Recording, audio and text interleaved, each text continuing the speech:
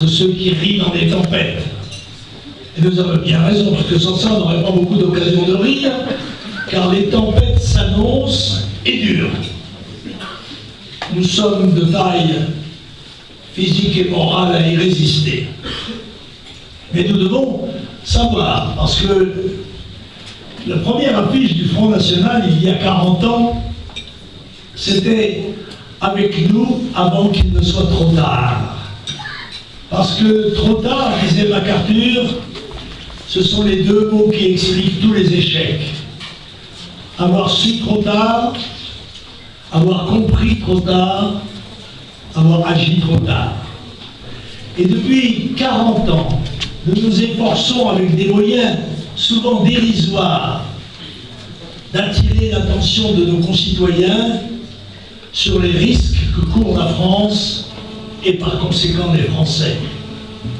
Et depuis 40 ans, même si nous sommes de plus en plus forts, nous n'avons pas encore été suffisamment pour assumer la responsabilité du pouvoir dans notre pays et changer un certain nombre d'orientations que nous considérons, pas simplement intellectuellement, mais parce qu'elles font la preuve qu'elles sont néfastes, comme des options néfastes.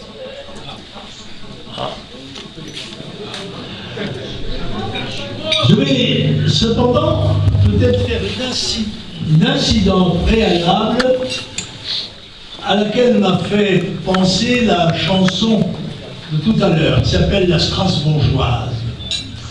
Parce que dans l'œuvre de désintégration nationale qui est poursuivie par nos prétendues élites et par les partis politiques qui se succèdent au pouvoir, la désintégration de la France revêt de nombreuses formes, certaines invisibles, d'autres perceptibles. L'une d'entre elles doit attirer notre attention. C'est le référendum qui va avoir lieu en Alsace. En effet, les politiciens alsaciens, conseillers généraux, conseillers régionaux des généraux des deux départements et conseillers régionaux de la région Alsace vont proposer que ces deux départements et ce conseil régional ne fassent plus qu'un seul ensemble. Autrement dit, unifier l'Alsace.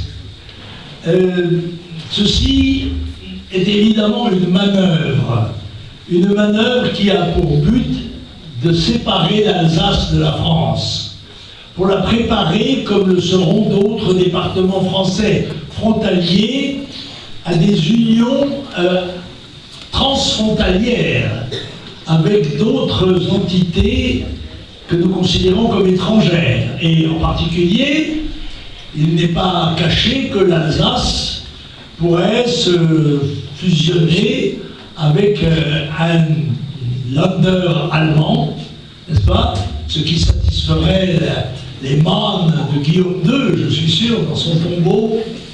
Et ceci doit être dénoncé d'ailleurs. Marine Le Pen est allée à Mulhouse récemment faire un discours sur la nécessité de voter non à ce référendum. Nous n'acceptons pas cette désintégration de la nation, non pas que nous soyons attachés par une espèce d'esprit jacobin aux formes administratives qui sont celles de la France et qui peuvent apparaître quelquefois comme excessivement nombreuses. Encore que nous notons que depuis quelques années, on en a ajouté d'autres. Hein. Comment ça s'appelle, les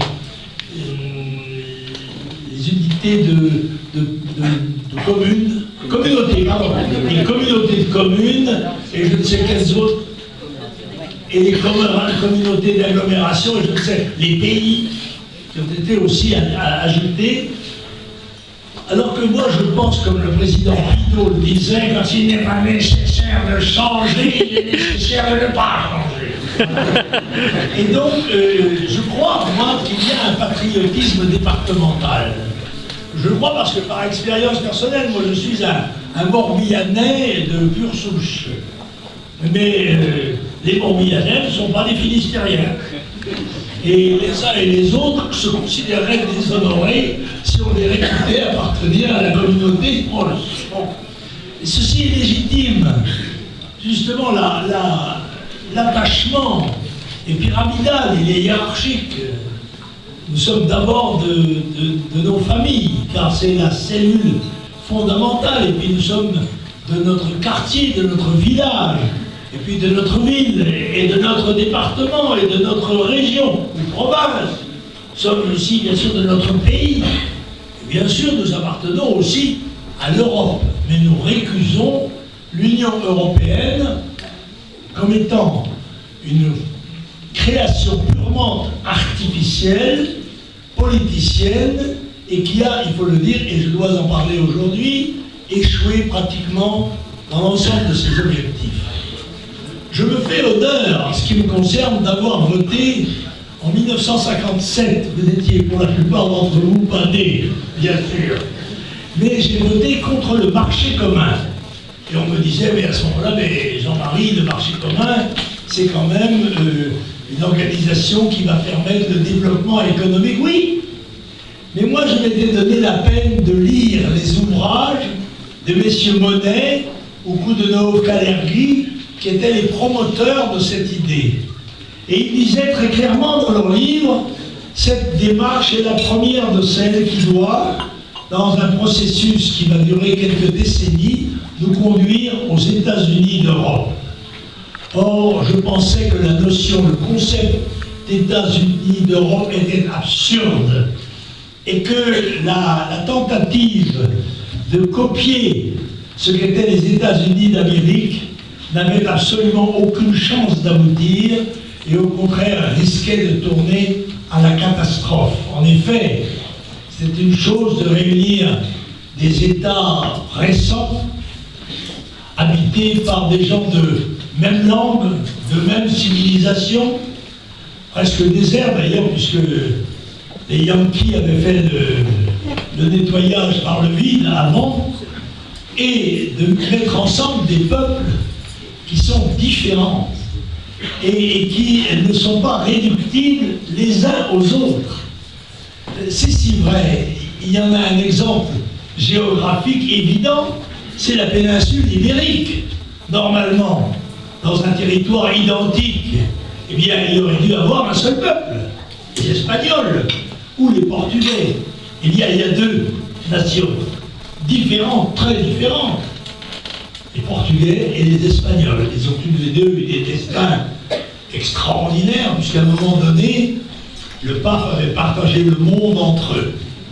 La moitié à l'Espagne, la moitié au Portugal. Ces temps sont passés, mais il reste une différence évidente qui ne se traduit pas seulement dans la langue. Quelque sympathie qu'on puisse avoir pour les pays voisins, ou d'autres d'ailleurs, ils ne sont pas nous, et nous ne sommes pas réductibles à une unité qui serait une forme de communisme politique contenant tous les inconvénients de la formule. Quand on dit oui, mais l'union fait la force, l'union des forces peut faire la force, l'union des faiblesses ne fait que la faiblesse supplémentaire. Or, les gens me disent aujourd'hui, mais pourquoi ne prenons-nous pas les techniques sociales allemandes qui réussissent à l'Allemagne, pourquoi ne les applique-t-on pas en France? Parce que les techniques sociales allemandes sont issues non pas de la structure, de la superstructure politique, mais issues du peuple allemand lui-même. C'est parce que le peuple allemand est ce qu'il est qu'on peut lui appliquer des formes politiques plus rigoureuses que chez nous. Et appliquer ces mesures chez nous aurait en effet un contre-effet dramatique. Les solutions de la France doivent sortir de la France. Elles doivent sortir du peuple français, et c'est pour cela que, sans se faire